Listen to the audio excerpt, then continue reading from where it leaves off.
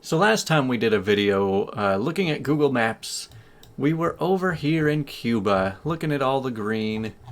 And today we're going to look at some different kind of green and take a look up at Norway. So for those of you who watch a lot of the GeoGuessr streams, it does seem like we get dropped in Norway quite a bit. So I think it's time we get a closer look so we can try and better recognize when we do land in Norway. So first, I just want to point out that this country is a lot bigger than it might seem at first. I don't know what it is about countries in the northern hemisphere, especially far north, but Russia, Finland, Sweden, Norway, Greenland, Canada are all just so huge. I don't know what it is. Maybe people just say, that place is cold, take as much as you want, nobody else wants it. So let's dive into Norway and see what the geography is like. So just from a satellite view up here, it kind of looks like the whole country is just really wrinkly. You know, you've got lots of mountains, lots of rivers going through, lots of fjords. And my best way to describe it from the past videos that we've done is it's kind of a mix between New Zealand and Greenland. Let's take a look over at Kristiansand. I noticed something really strange about the layout over here. So, I was looking over at this, there's this big curl, and then the road just goes underground. And I was like, where does it come out? Turns out it actually goes like under the whole city and comes out over here. So, I mean, I guess the whole point of this layout is for the people that want to go from one end of the city to the other without having to deal with the traffic. So it's more meant for the people who are trying to pass through the city rather than trying to navigate around the city. I guess it removes having to deal with traffic. But oh boy, the Google car cameras do not do so well in the dark.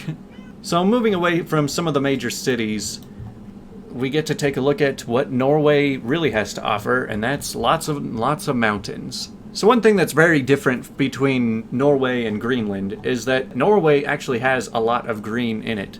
You know, anywhere you drop in, you might be on a really rocky cliff site, but there's still just so much grass, so many trees everywhere. You got lots of really dark blue water. I mean, all around the nature just looks really awesome. It seems that just about anywhere you can be in Norway, you'll be very close to some kind of river or coastline. So now let's just see how far the country actually stretches. So on a regular map, you know, it doesn't look so huge. As far as surface area goes, it's probably not much different than France or Germany, but just the way it's shaped makes it seem a lot different. So it starts down here, pretty wide. You can see lots of little towns just hidden in all of the mountains.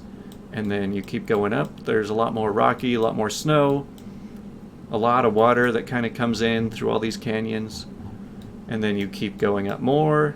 It's kind of getting pushed over by Sweden, but it just keeps going and going. And there's some more small towns. I mean, these aren't even really small towns. These are like major things way up near the coast. And then it goes up more, and then there's just a ton of little islands, and, you know, why not just build more towns on the islands? Then you just keep going more, a few more small towns, and you keep going, and even some not so small towns. And then you go even further, and you see all the kind of messed up satellite pictures all over. And you just keep going further north, and further north, and it just keeps going, and oh, now we've got a big archipelago, lots more islands. You know, something about this one road just looks so fun. Like, I gotta add this to my bucket list, just drive from south to north, all the way up Norway. Because just checking out this one road that travels through the whole country, I mean, parts of this is something you would expect to see from like a tropical island resort. This is like something you'd see in Fiji, just like the very shallow light blue water.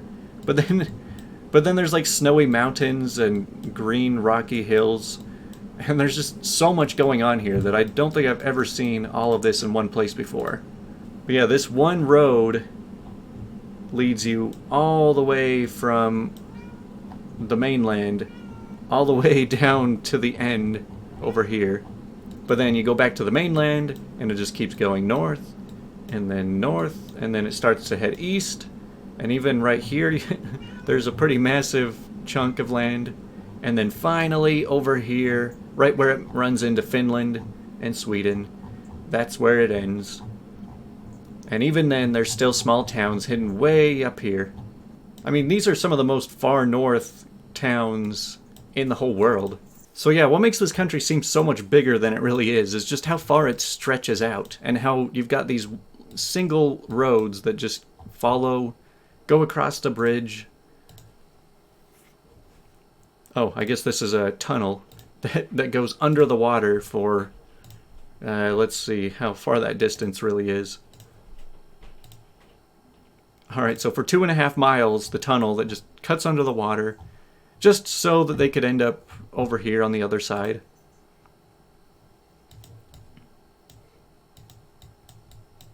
Man, that's so crazy. Like I said, just the roads around here would be so fun to drive up. Such a great looking country for anybody who can handle the cold. And also, you have to keep in mind that during the winter, these guys probably go a couple weeks without even seeing the sun. I know that's pretty true in a lot of super northern places.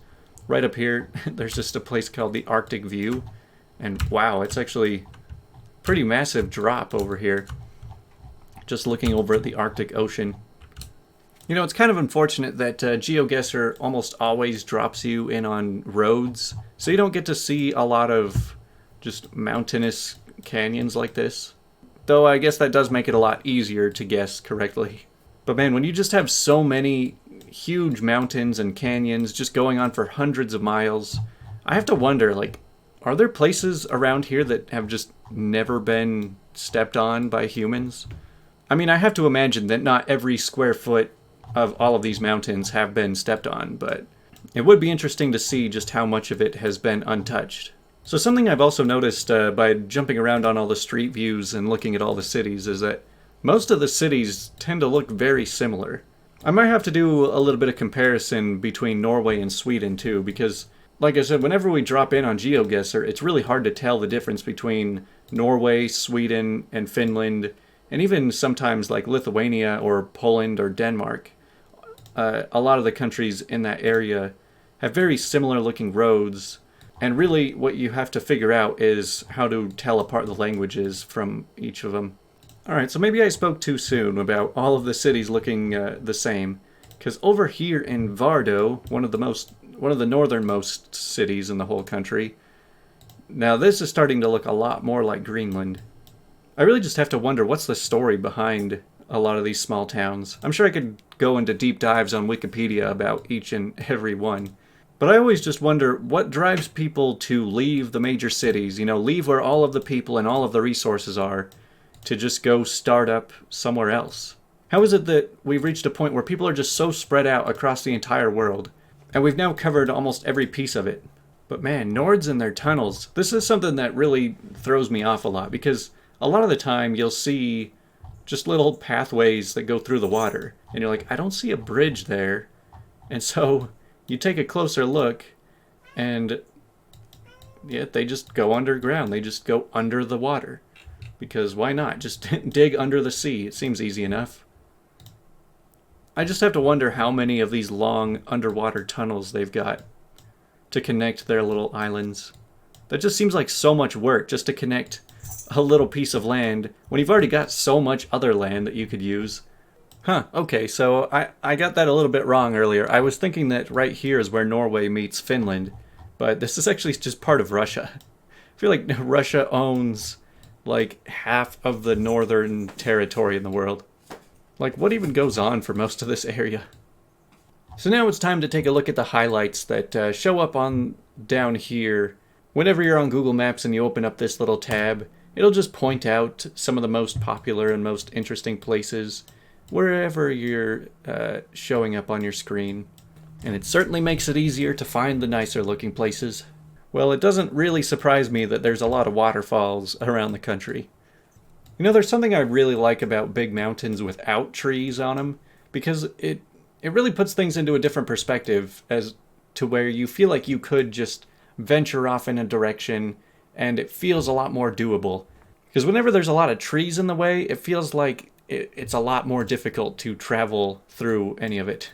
And again, like I said, almost every part of Norway is very close to a coastline or a river or something.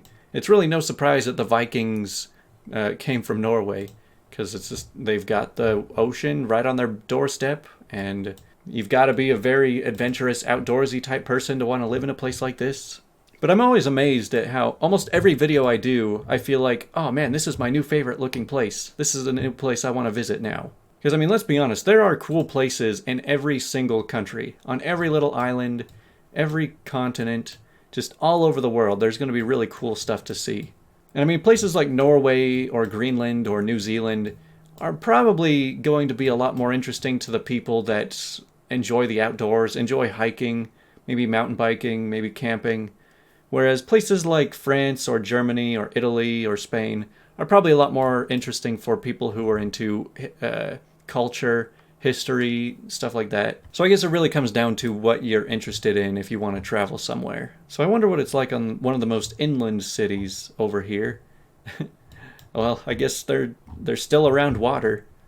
I mean, are there any cities around here that aren't close to a river or a lake or the ocean of some kind?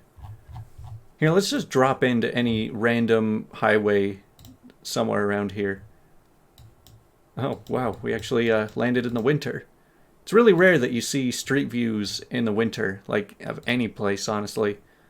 It doesn't seem like the Google cars like to go places when it's cold and when the roads are icy like this. Alright, let's look over here. And now I feel like I've just dropped into a round of GeoGuessr, because we see stuff like this pretty much every other round. Luckily, I don't have to just keep driving down the road looking for signs because I already know what country I'm in. So what I find kind of strange is that you would expect the further north part to be the snowiest, but just from a satellite view, it seems like most of the snow is down here. I guess further north doesn't always mean more snow. Maybe it's just that there's a much higher elevation right over here. But man, some of these canyons look so deep. Like, these mountains look so huge. I gotta wonder what it's like to even attempt to climb up something like this. But man, that looks so cool.